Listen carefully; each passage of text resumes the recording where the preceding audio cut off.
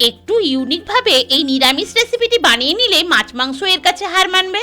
নমস্কার বন্ধুরা, অনেক অনেক ভালোবাসার সাথে মণিমার রেসিপিজে আপনাদের সকলকে স্বাগত জানাই।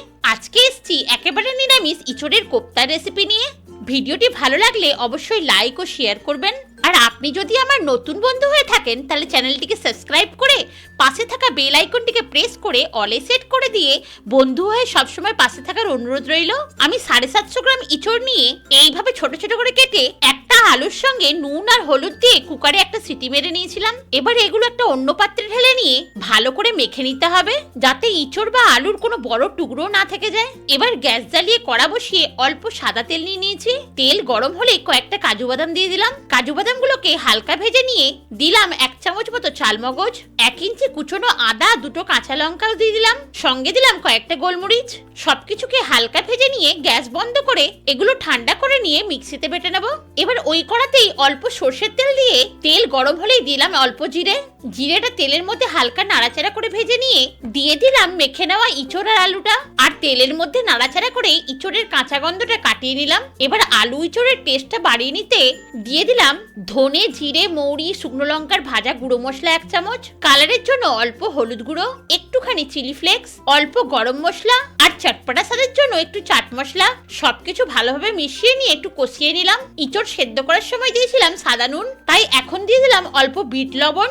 আর স্বাদের ব্যালেন্সের জন্য দিলাম 1 চামচ চিনি। বন্ধুরা, এই চিনিটা দেওয়ার চেষ্টা অবশ্যই করবেন, কারণ কোপ্তাতে একটু মিষ্টি দিলে খেতে কিন্তু বেশ ভালো হয়। দেখুন বন্ধুরা, অল্প তেলেই ইঁচড় আলু মশলাটা কিন্তু খুব ভালোভাবে কষানো হয়ে গেছে, তাই কড়া ছেড়ে আসছে। এবার এটা ঠান্ডা করে নিয়েছি। বাইন্ডিং এর জন্য দিয়ে দেবো 3 চামচ ময়দা, তারপর খুব ভালোভাবে মিশিয়ে মেখে নেব। এবার হাতে তেল লাগিয়ে কিছুটা পরিমাণ ইঁচড় আলু মশলাটা নিয়ে এইভাবে লেচি করে ভিতরে একটা করে কিশমিশ দিয়ে ছোট ছোট বল তৈরি করে নিলাম। একইভাবে সব বলগুলো তৈরি করে নিয়ে গ্যাসে ফ্রাই প্যান বসিয়ে কিছুটা পরিমাণ তেল গরম করে নিয়েছি।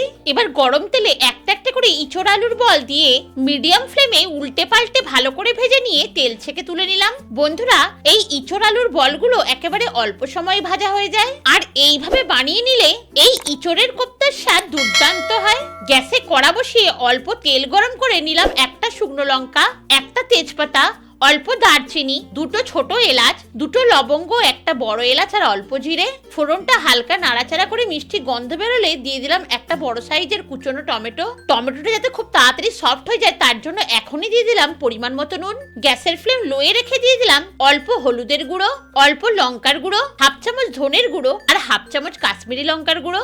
গুঁড়ো মশলাগুলোকে খুব ভালোভাবে ভেজে নিলাম, যাতে রেসিপিতে সুন্দর কালার ও টেস্ট আসে। এবার 2 চামচ ফেটিয়ে নেওয়া টক দই দিয়ে দিলাম।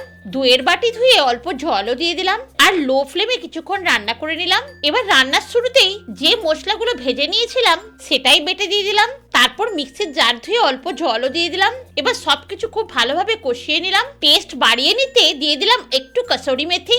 বন্ধুরা, ঘরে থাকলে অবশ্যই দেবেন, না হলে স্কিপ করতে পারেন। এবার ভালোভাবে মিশিয়ে কষিয়ে নিয়ে অল্প চিনি দিয়ে দিলাম। দেখুন বন্ধুরা, মশলা থেকে তেল ছেড়েছে, তার মানে মশলা আমাদের কষানো হয়ে গেছে। এবার দিয়ে দিলাম পরিমাণ মতো গরম জল। বন্ধুরা, জলটা আমি একটু বেশি দিলাম, কারণ ইঁচড়ের কোপ্তাগুলো খুব ভালোভাবে গ্রেভি অ্যাবজর্ব করলে তবেই সফট হবে। বন্ধুরা, একটিবার এইভাবে ইঁচড়ের কোপ্তা কারি বানিয়ে দেখবেন, খেতে কিন্তু সত্যি দুর্ধর্ষ হয়। ইঁচড়ের যে কোনো আইটেম এর কাছে ফিকেই লাগবে। গ্রেভিটা খুব ভালোভাবে ফুটে উঠেছে। এবার ইঁচড়ের কোপ্তাগুলো সব গ্রেভির মধ্যে দিয়ে দিলাম আর ভালোভাবে ডুবিয়ে দিলাম। কাঁচা লঙ্কার মিষ্টি গন্ধ যাতে গ্রেভির টেস্ট বাড়ায় সেই জন্য কয়েকটা কাঁচা লঙ্কাও দিয়ে দিলাম আর 3 থেকে 4 মিনিট মিডিয়াম ফ্লেমে রান্না করে নিলাম। গ্রেভি প্রায় অনেকটাই কমে গেছে। এবার ঠান্ডা হলে গ্রেভিটা আরেকটু শুকোবে, সেই জন্য এখনই ছড়িয়ে দিলাম অল্প কুচনো ধনেপাতা আর 1/2 চামচ ঘি। খুব ভালোভাবে মিশিয়ে নিয়ে গ্যাসটা বন্ধ করে দিলাম, তারপর পরিবেশন করে নিলাম। দেখুন বন্ধুরা, দেখতে কতটা সুন্দর হয়েছে।